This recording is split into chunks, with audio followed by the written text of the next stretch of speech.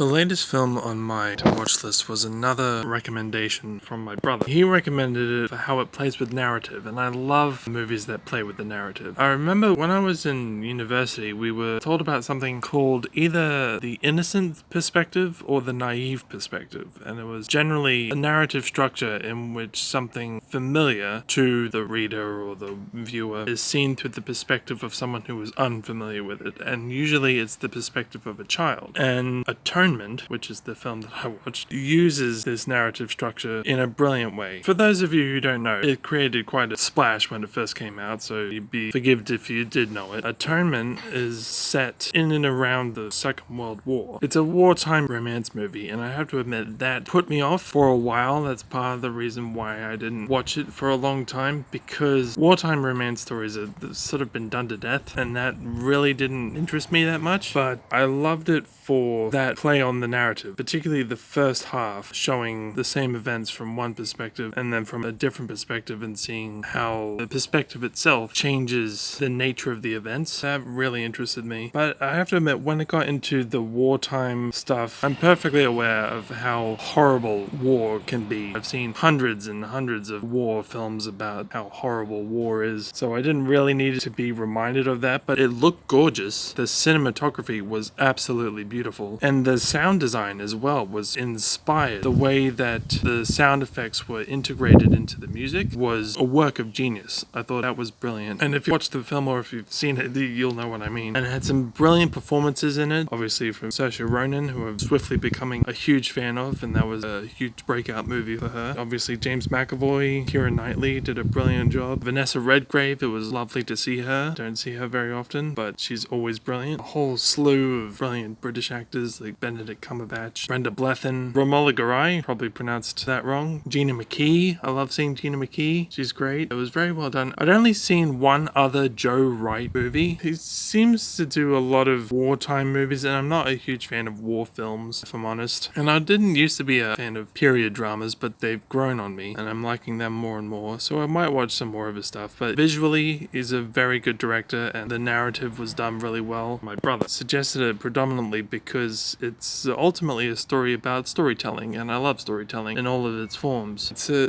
love letter to storytelling, and I applaud it for that, even if it lost me a bit in the middle there.